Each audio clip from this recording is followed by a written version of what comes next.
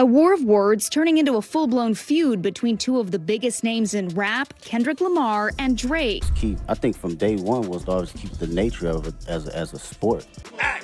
You don't leak, y'all get something. I told y'all what's gonna happen. It can happen. Like, yo, nothing bigger than the chat. Let me tell you how I got that Kendrick's fucking Super Bowl performance. A nigga who worked at the arena is a chat. Can't beat the chat. Stop it. That's how I got it. I took your card and that was it. Get my Interscope. How'd you get it? The NFL hit me. Act, we gonna sue you. We'll do the. I told him, I said, I'm gonna call him Drake. No, I Drake my mans, but y'all gonna sue me? Because I don't sue. Actually, I would sue. I'm playing. Actually, I would. Anyway, they said, they sent me an email this morning. They said, don't mention the track list. Because apparently when we leaked it, they got paranoid. You know what I did? I went live on Rumble. Shout out to Rumble. I went live on Twitter and I leaked that. I just want to show y'all, any of y'all journalists who ever think y'all on my level, suck I'm going to end it like that. I seen all y'all trying to kick my back in because y'all thought I was done. I'm going to keep leaking everything. I don't f with y'all. I don't f with Kendrick. I don't f with no artist. It's going to be like that for life, and keep getting info from me. Welcome back to StarHush, where we break down the biggest moments in hip-hop, no filter. And what we just witnessed, Kendrick Lamar burying Drake's courtroom saga and bringing real rap back to center stage. This wasn't just a performance, it was history in the making. Forget what your auntie or your 65-year-old co-worker is saying. This was for hip-hop, for LA, for New Orleans, and for real rap battles. And let's get something straight. This was not about sing-alongs or pop hits. This was war. I've already heard the complaints. Kendrick was scaring the garden crowd. We needed someone like Adele. Stop it. This was a night where bars took the spotlight and Kendrick proved that hip-hop beef belongs in music, not in a courtroom. And with that, Drake just took another L, robbery in full effect. Now, let's get into it. The set list, the guests, the visuals, and the undeniable statement this show just made. The performance kicked off with a massive aerial shot of the stage, designed like a PlayStation controller. And nothing about this was random. Every visual, every outfit, and every moment was crafted by Kendrick's company, PG Lang, alongside his co-founder, Dave Free. Every element, calculated. No flashy colors, no live band, no distractions, just Kendrick. And if you were expecting radio hits and catchy hooks, you were watching the wrong show. This was about hip-hop. Kendrick had 13 minutes to send a message, and he made every second count. Instead of performing his biggest crossover hits, he chose tracks that represented where he is right now. He didn't revisit Good Kid, Massachusetts, 80 City, or To Pimp a Butterfly. He did that in the 2022 halftime show with Dr. Dre. Instead, he pulled from his latest album, GNX, alongside select cuts from Damn and the Black Panther soundtrack.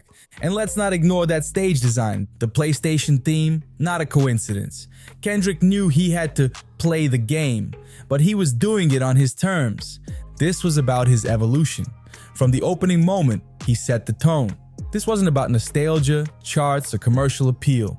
This was Kendrick taking the crown and proving, once again, why he's in a league of his own.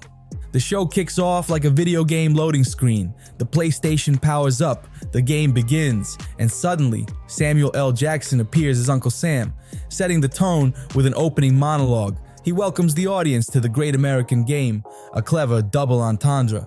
On one hand, he's referencing the Super Bowl, the ultimate Great American Game. But at the same time, it's about the pursuit of the American dream, navigating society's challenges, and of course, the rap battle itself being a game of strategy, skill, and survival. Then Kendrick jumps straight into an unreleased track, the same one teased in the GNX trailer. Fans are calling it Tiramisu, but it remains officially untitled. Right from the first verse, the song choices are a statement.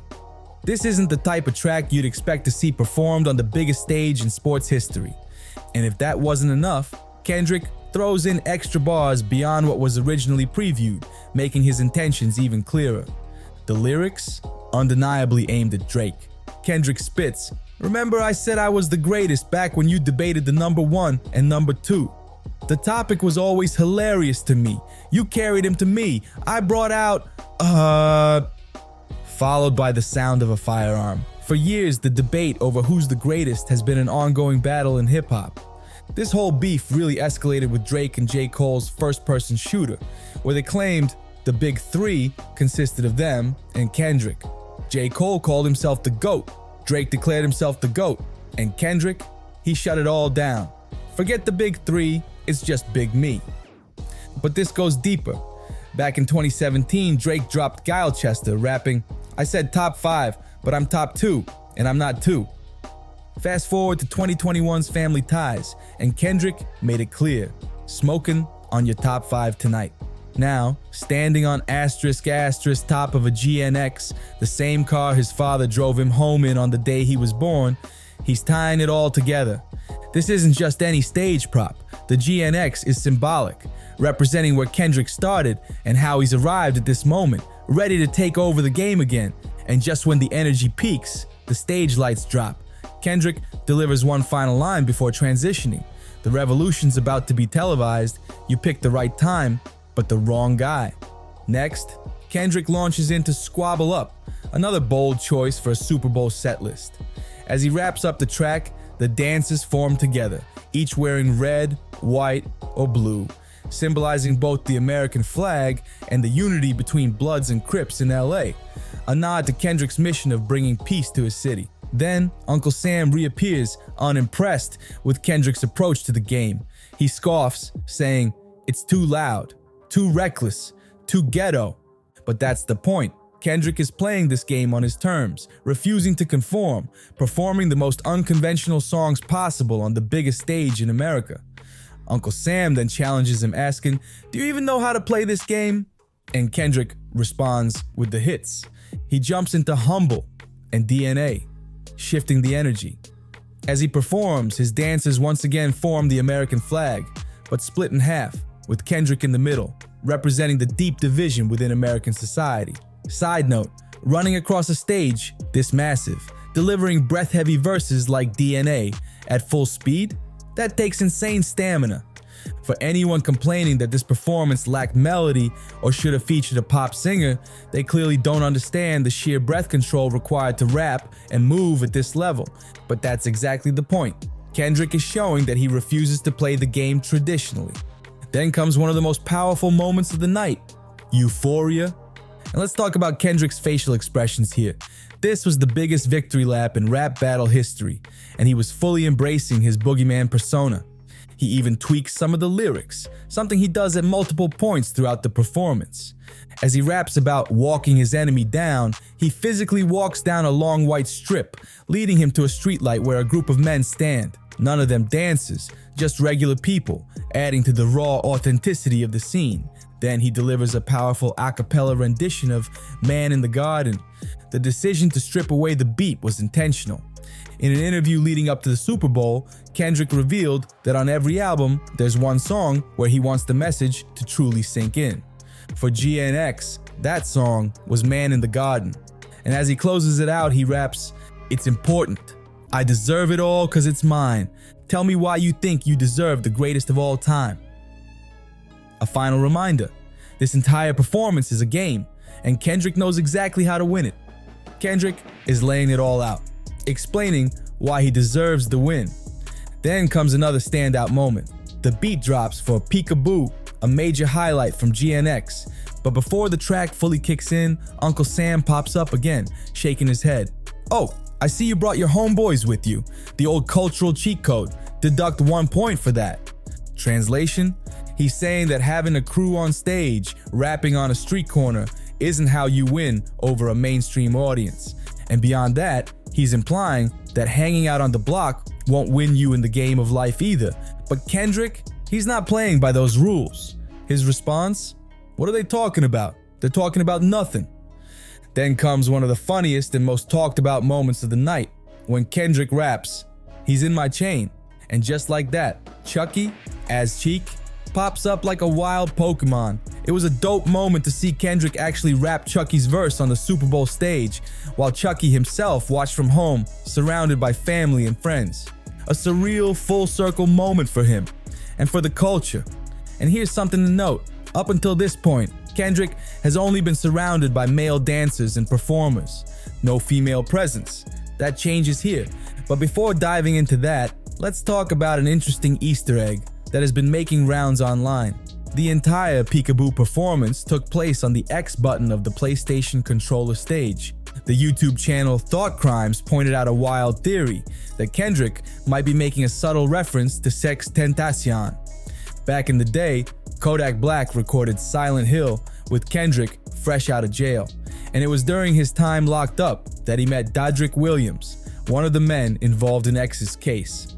Now, whether that connection was intentional or just a coincidence is up for debate, but what's not a reach? The sample at the beginning of Peekaboo is taken from Helping Hand, which was directly tied to the Helping Hand Challenge, a charitable effort started by Sex Tentacion. And here's where things get interesting. Drake was accused of ripping off that very challenge for his God's Plan music video, something the X publicly disapproved of before his passing. Intentional or not, Kendrick was making statements left and right throughout this entire performance. The performance continues with another heavy moment as Kendrick performs Peekaboo, but there's an eerie undertone. For years, rumors have swirled about Drake allegedly being connected to XXXTentacion's robbery, and on Silent Hill, Kendrick rapped, "Peekaboo, can't hide behind your money, dog." Now performing Peekaboo on the X-shaped section of the PlayStation stage. That's not a coincidence. In the song, Kendrick also raps, "Why you acting tough on IG Live? Peekaboo, you know my little guy's off they rocker." This directly parallels Drake's infamous line about Kex, where he rapped, "If he held his tongue on that Instagram Live, he'd be alive again." The stage positioning, the lyrics, the timing, it all feels intentional. But then, just as the intensity peaks, Kendrick flips the energy. The Peekaboo performance ends with a few women playfully chanting "Peekaboo," setting up one of the funniest and most savage moments of the night. Kendrick teases the crowd, "I want to make a move, I want to perform their favorite song, but I know they love to sue." The dancers play along, asking, "What song?" And for a second, there's silence. Before a familiar beat drops, Kendrick pauses, contemplating. Then he smirks and says, "You know what? I think I'll slow it down." Instead of jumping into the track everyone thought was coming, he brings out SZA, shifting into two of their biggest commercial hits, Luther and All the Stars. This was the one true mainstream-friendly moment of the entire show. Even if SZA hadn't been there, performing All the Stars made sense. It's a cinematic anthem, one of Kendrick's most commercially successful tracks, and a song that fits perfectly on a stage of this scale. But there's also a deeper meaning. At the time Kendrick dropped All the Stars, he was at the height of his mainstream success with Damn, which outsold Drake's More Life that year.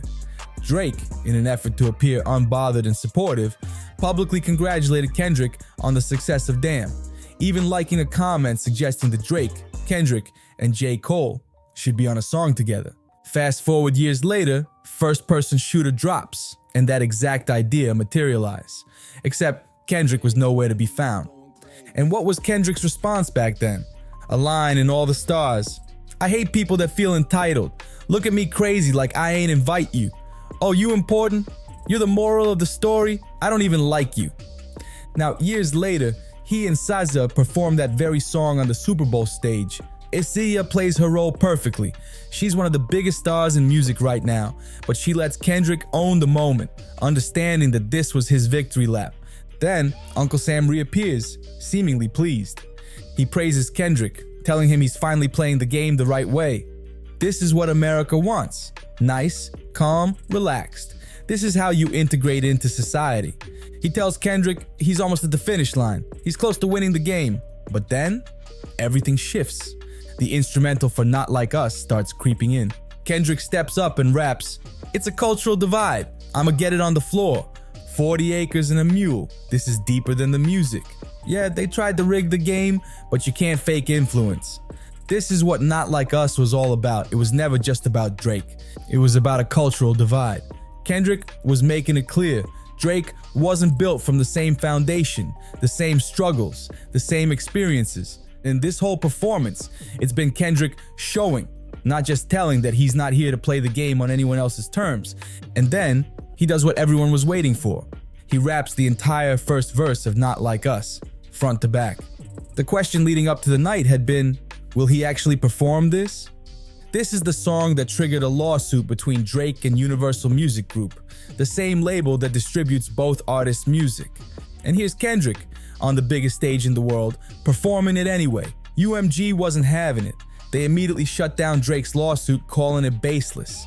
And if there was any doubt about whose side the industry was on, all you had to do was look at Lucian Grange, the CEO of UMG, high-fiving Dr. Dre at the Grammys as Kendrick took home 5 awards, 4 of them for Not Like Us.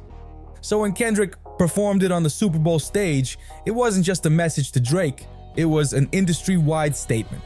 And let's be real, Drake's lawsuit was likely an attempt to stop this exact moment from happening. Even 50 Cent, one of the few artists who had publicly defended Drake throughout this beef, was asked about the lawsuit. He didn't exactly take Drake's side. He explained that Drake's goal was to scare UMG into preventing Kendrick from using the song as a weapon. Meanwhile, Drake's legal team doubled down, releasing a statement that read, "Universal Music Group is masquerading as a champion of artistic freedom by calling its actions merely entertainment. But there is nothing entertaining about PDF file or abuse in the real world. We are confident that the evidence we will present at trial will expose UMG's prioritization of corporate profits and executive bonuses over its signed artists' well-being and the truth." But let's break that down for a second. UMG is a record label. Their entire purpose is to make money. If exposing the truth was their mission, a lot of Drake's own lyrics wouldn't have made it past the cutting room floor. Even within this beef, if Drake truly believed what he was saying, then UMG wouldn't have been able to release his Family Matters diss, which was filled with serious allegations against Kendrick. And what's even crazier, Drake's fan base is now actively trying to help his lawsuit. There are OVO-affiliated Twitter accounts literally asking fans to send any information that could help Drake's case, promising to pass it along to his lawyers. It's insane how far his own supporters are willing to go, to fight against the very same rap battle culture that Drake himself has profited from for years. Because let's not forget, Drake has done this exact same thing in the past. Go back 10 years, he did the same thing to Meek Mill. No, the allegations in the back-to-back diss weren't as ruthless as Not Like Us, but Drake took every opportunity to humiliate Meek. He performed back-to-back in Philadelphia, Meek's own city. He performed it at OVO Fest, with Meek Mill memes plastered across the screen. Nobody was calling for lawsuits back then. But this is different, because what Kendrick just pulled off at the Super Bowl, this is gonna haunt Drake's legacy forever. It's not just the most damaging diss track of his career, it might be the most impactful diss record of all time. It's breaking boundaries everywhere. It's now the most awarded rap diss track in Grammy history. It's the first diss track to ever be performed on a Super Bowl stage, and Kendrick didn't hold back. He didn't just name Drake, he called out Party Next Door, Baka Not Nice, and more. When he rapped, "Party at the Party," playing with his nose, he was sending a direct shot at Party Next Door. And then there was the line, "Baka got a weird case. Why is he around?" Now, obviously, Kendrick couldn't say certain words on the Super Bowl stage. Instead, when it came time for that infamous PDF file line, he switched it up. Instead, he rapped, "Certified lover boys, certified," then let out a yell, leaving no doubt about what he meant. But he did say the A minor line. And if you thought the crowd reaction at the Grammys was loud, imagine 50,000 people in a stadium screaming that line at the top of their lungs. And it gets even crazier. Kendrick wasn't just dissing Drake in lyrics. He had 2 of Drake's ex-girlfriends on stage with him. Suh, who dated Drake back in 2009, was already a major presence in the performance. But even wilder, Serena Williams was there too. And she wasn't just there, she was crip walking during the performance. For context, Serena dated Drake on and off from 2011 to 2015. And now, here she was, fully supporting the man who just dropped the most career-damaging diss track against him. It's surreal to even say this out loud, but this really happened.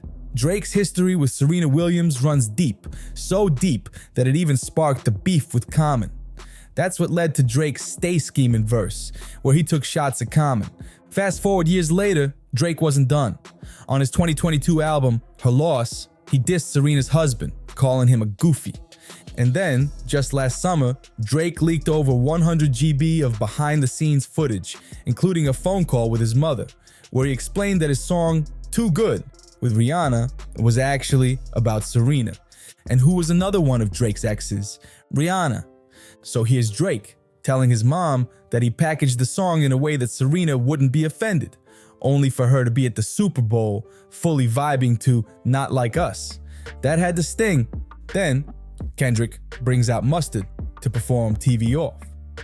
This was another unconventional song choice, considering Super Bowl performances are usually nostalgia heavy. In recent years, we've seen Rihanna, Usher, J. Lo, Shakira all leaning into huge, recognizable anthems. Even Kendrick's last Super Bowl appearance in 2022 with Dr. Dre, Eminem, and Snoop Dogg was packed with some of the biggest hip-hop hits ever. 50 Cent did In the Club, Eminem did Lose Yourself, Dre and Snoop hit the crowd with Still Dre and The Next Episode.